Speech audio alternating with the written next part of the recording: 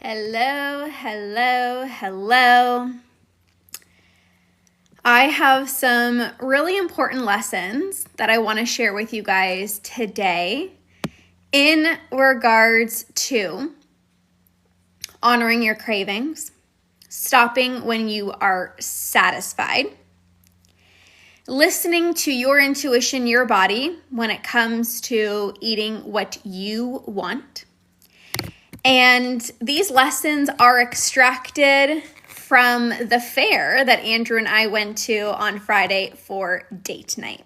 So I'm really excited. And I made a post about this on Facebook and I did some Instagram stories about this, and there was a lot of really good feedback. So on Friday, Andrew and I had date night. We do date night every single Friday. And we went to the fair. And Andrew was excited to get a snack because we don't go to the fair very often. I hear it's once a year type of thing usually. And so we're walking around. Andrew's kind of deciding what he wants to have for a snack. You know, at the fair, there's like 1,000,001 different snack type of foods. And he saw the funnel cake. And he was like, I want a funnel cake. He decided within 2 to 3 minutes, I want the funnel cake. He wasn't taking a really long time to decide because he wasn't making this snack, this treat, a really big deal. He was just like, I'm going to get something. What do I feel like? You know what? The funnel cake sounds really good. That's the first lesson I want to talk to you about. Deciding. And I actually did a podcast, a live stream about this the other day about like taking a really long time to decide what to eat. When you're taking a really long time to decide what to eat, you lack trust within yourself. You're afraid to make the wrong decision. We don't go to the fair often, and it would have been really easy for somebody to be like, well, I don't get fair food often. This comes around once a year. So I have to make sure that I'm making the right decision. I very often see this when people go on vacation. When you're going out for dinner and you're like, well, I don't go on vacation often, so I want to make sure that I'm getting the exact thing that I want. If I'm going to get dessert, I'm not going to just choose any dessert. I'm going to make sure it's the dessert that I really want. But there is no scarcity mindset. There's no scarcity mindset.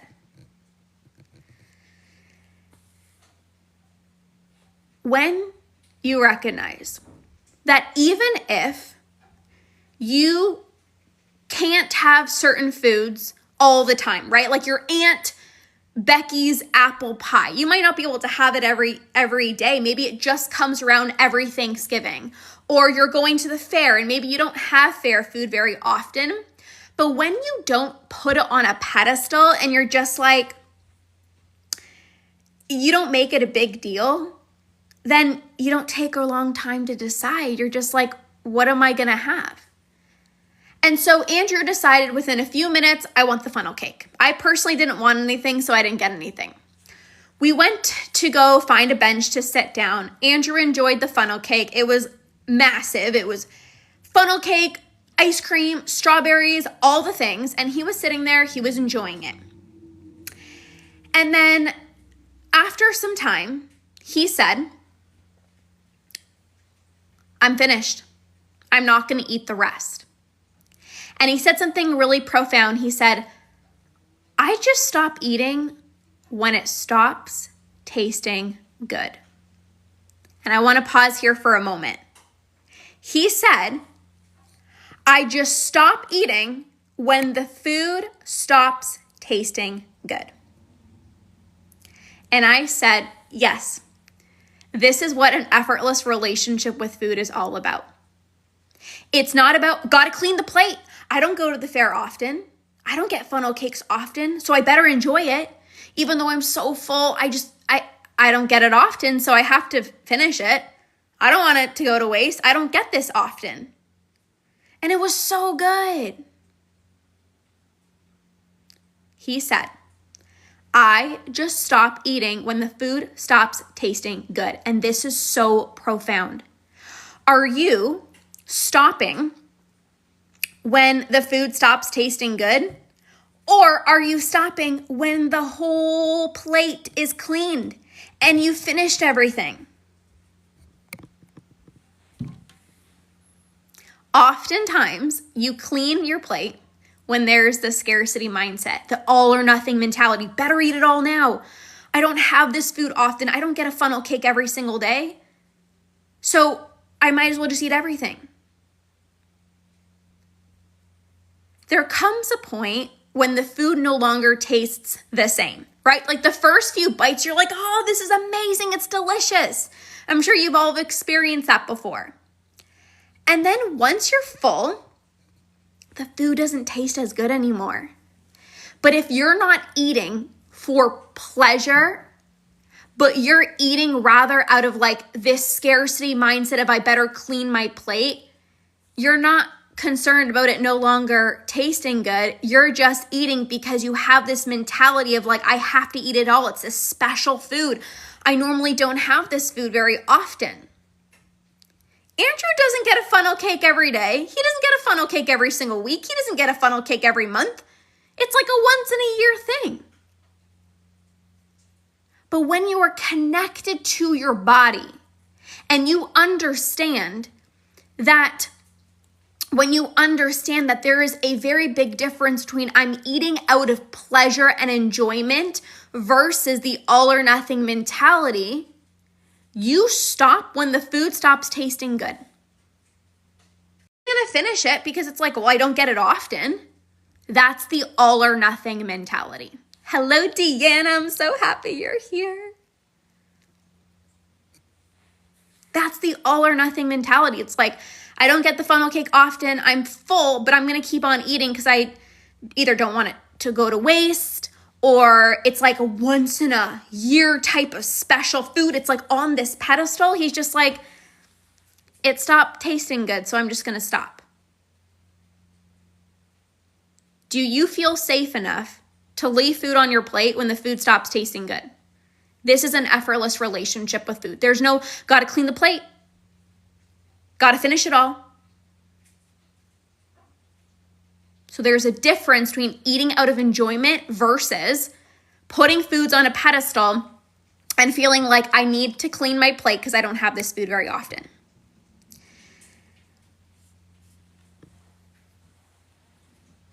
Andrew, my husband, stopped when he was satisfied, not when he was full. And there's a difference. I actually just recently did a masterclass for my clients on this topic. Stopping when you're satisfied is different than stopping when you're full. Stopping when you're satisfied is the food was good, I'm comfortably full, but I'm satisfied. Like I'm good. I've had enough. Versus if you're eating and you stop when you're full, you're always going to eat way past fullness because you're so used to eating past fullness that becomes your new level of full. And overeating is a habit, so you're just used to it. When you stop when you're satisfied, there might still be food left on your plate, but you're like, I'm comfortably full. If you stop when you're quote unquote full, you're most likely to eat way past fullness because you don't even know what full feels like anymore. You're so used to overeating. And overeating becomes a habit, and you're like, I am way too uncomfortably full. So the goal isn't to stop eating when you're full. The goal is to stop when you're satisfied. And a lot of people can't do this. A lot of people don't even know how. It's like, I'm just so used to eating everything on my plate, or I'm so used to eating until I'm full. But what you think is like, I'm full is actually like way too full because you're so used to eating way past fullness all the time that's what your brain is used to. Just like binge eating, overeating is a habit that's so deeply ingrained into the brain.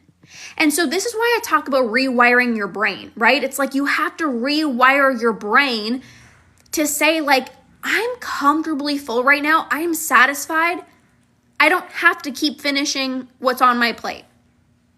I'm safe. I'm safe. I'm safe. I'm safe. Okay? Now, the next thing I wanted to talk about was actually before we went on Friday, Andrew and I went for a walk on Wednesday, and we actually live on the same street as the fair, which is pretty profound. And Andrew and I were going on a walk on Wednesday. So this is before we even went to the fair, but I have an important lesson for you.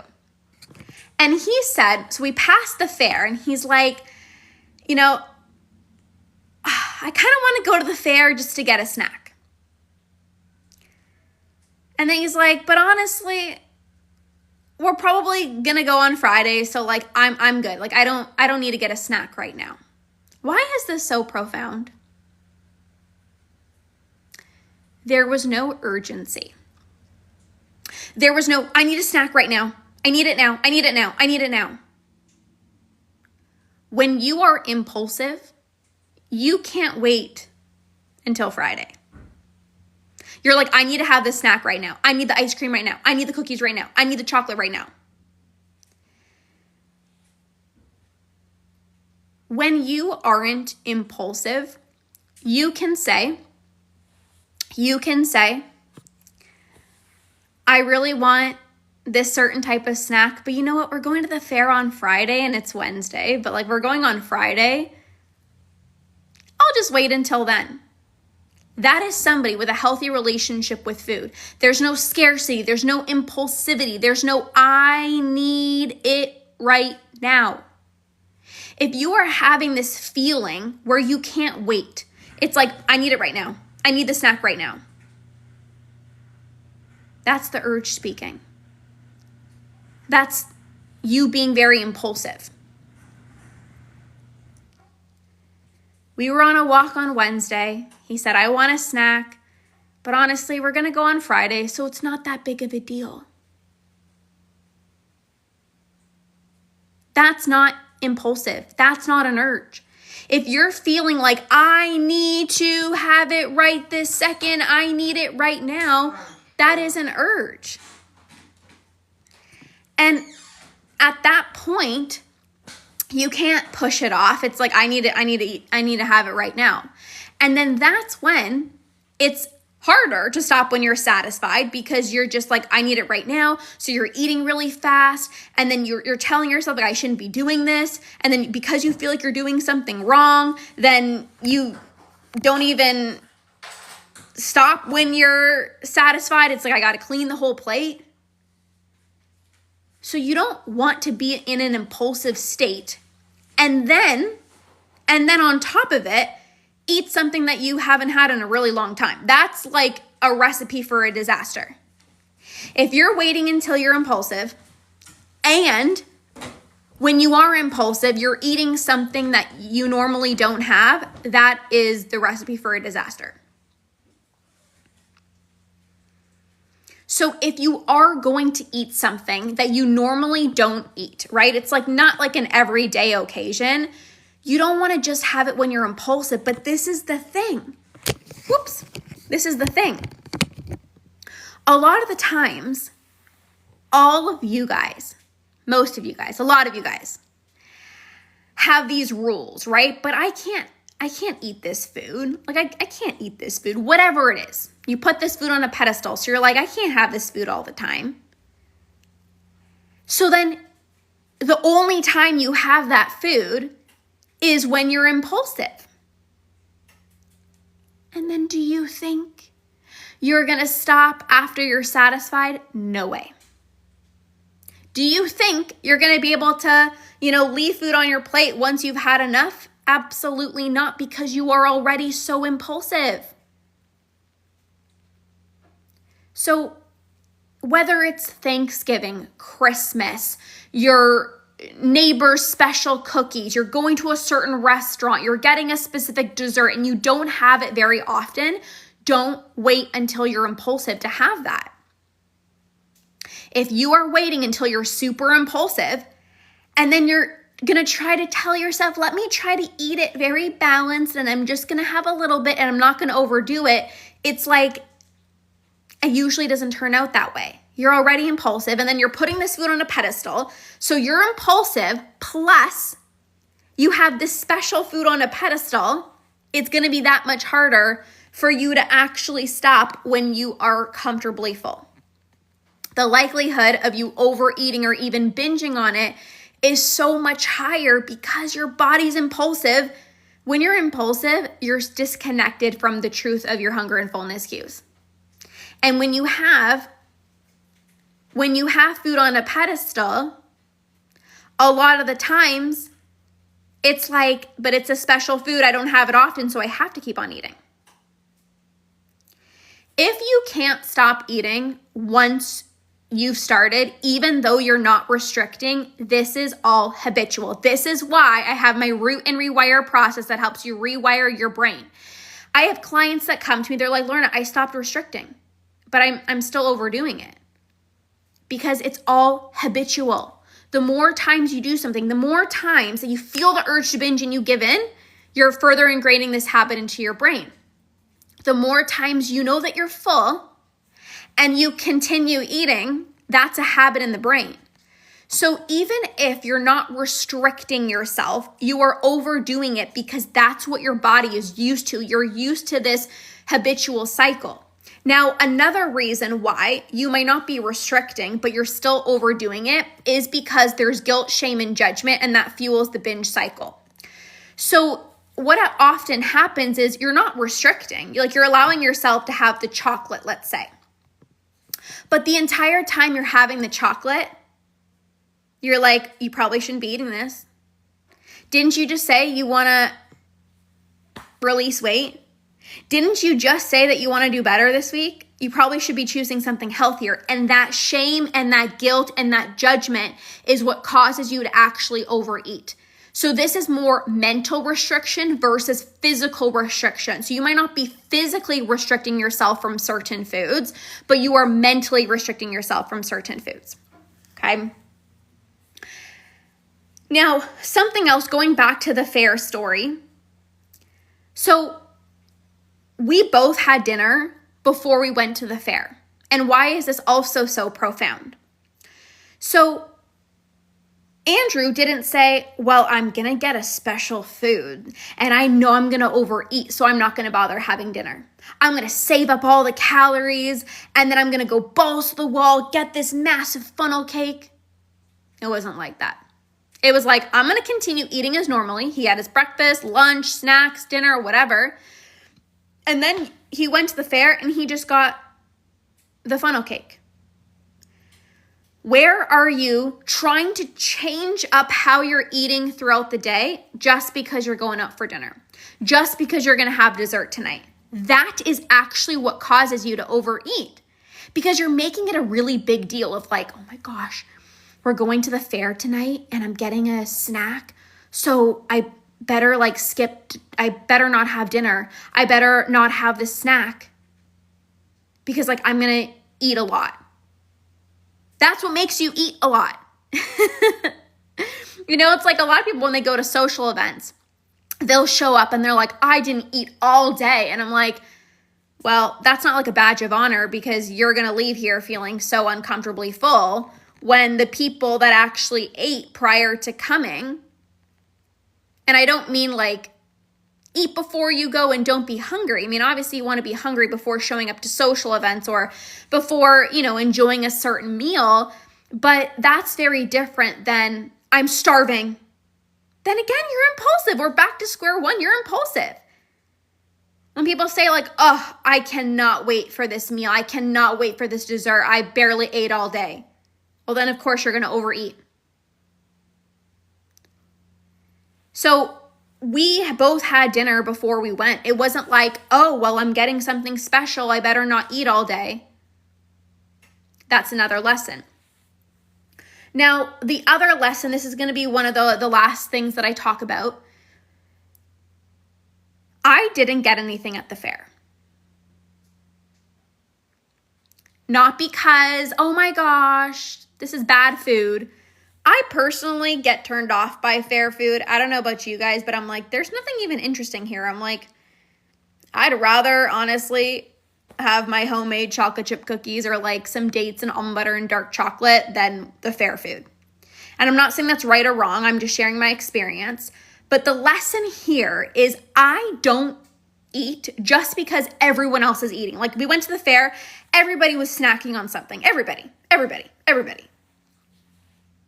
I don't just have something because everyone else is eating something. I don't just have a snack because, oh, come on, it's the fair. Oh my God, you have to try this. Oh my God, but the fair is only here once a year. That's okay. I am not swayed by anything outside of myself. I am intuitive. I know how to listen to my body. I honor my cravings. And when I don't want something, I say no. Zero restrictive thoughts. If I wanted something, I would have it unapologetically. But I was like, I honestly don't want anything. Like, none of this food sounds good right now. I didn't just eat something. Oh, well, Andrew's eating something. Oh, but everyone else is. Oh, but the fair comes once a year. Again, that's a scarcity mindset. How often are you swayed by decisions outside of you? Like, everybody else in your friend group is ordering something. Everyone else is getting ice cream, so you probably should too. Okay, but do you actually want it? Oh, but the fair is one time per year. Oh, but it's this person's birthday. Oh, but this person made these cookies for you. So like, come on, eat it. Are you swayed by pressure or do you listen to your beautiful intuition? Do you listen to your body?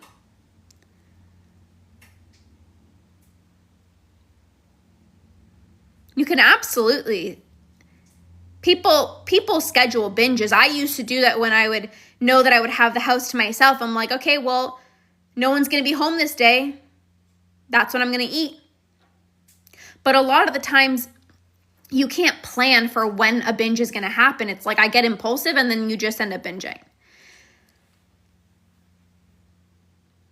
But anyways, going back to what I was saying about listening to your body. Are you swayed by other people's decisions? Everyone else is getting a snack. I need to have a snack. Everyone else is getting ice cream. I need to get ice cream. Or are you actually listening to your body? I'm not swayed. I don't care if everybody at the fair is getting something and I'm the only one not getting it. I don't care. If I don't want it, I'm not going to eat it. And on the flip side, if I want something and Andrew's not having it, that's okay. I'm going to get it. If I want something and no one else is getting it, I don't care. I'm going to get it because I know my body. I listen to my body. Are you listening to your body or are you swayed by other people and people around you? Something to think about. So there was a lot of lessons that I wanted to share in here, but honestly, you can still have an amazing time without eating something. You can also have an amazing time while eating something and not let it be like, oh my God, I probably shouldn't have had that. Like imagine if Andrew had the funnel cake and then the whole rest of the time he's like, oh, I feel guilty. Like I probably shouldn't have had that. Oh, I'm beating myself up. We wouldn't have had a good date night. And I used to do that in the past. I used to feel like I ruined date night because it was so food focused. It was like, okay, but what am I gonna get? Should I get this? Should I not? Okay, I got the ice cream, but now I feel guilty the whole time and then I wasn't present with Andrew. There's so much more to life than food.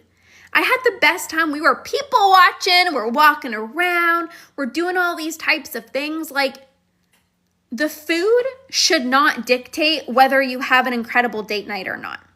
What you eat, what you choose not to eat shouldn't impact how incredible your date night was. I had the best time on Friday night going to the fair. And if I got something, I would have still had an amazing time because I don't feel guilty for eating what I want, especially when it's a true craving. A lot of the times you feel guilty for eating certain foods because you know you weren't hungry. You know it wasn't a true craving. And that's where the guilt comes from. You're like, wasn't even craving this. I just ate it because it looked good. Then you feel bad because you're like, I didn't even need it. I wasn't even hungry. That's where the guilt comes in. But when you're actually craving something, there's nothing for you to feel guilty about it because you're like, I wanted it. So lots of lessons shared in here.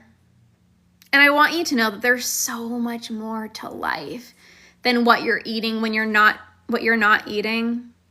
Like, life is so precious. Are you really going to ruin your date night because you feel bad about eating something that you really wanted? Are you really going to, not be present during date night because you're like, oh my gosh, should I get this? Should I not? Like, should I order this? Should I not?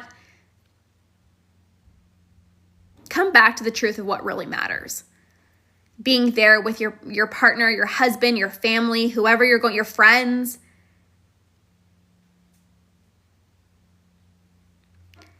And life is so much more precious when you're not worrying about what you're going to eat, what you shouldn't eat. I don't know if I should get this or not. Life becomes so much more memorable. You become so much more present. You become so much more in the moment. I had the best time because I'm not food focused. We're not food focused. It's like, I'm going to the fair and I just can't wait to just like walk around and look at the people on the rides and look at the different shops, and food's not on my mind.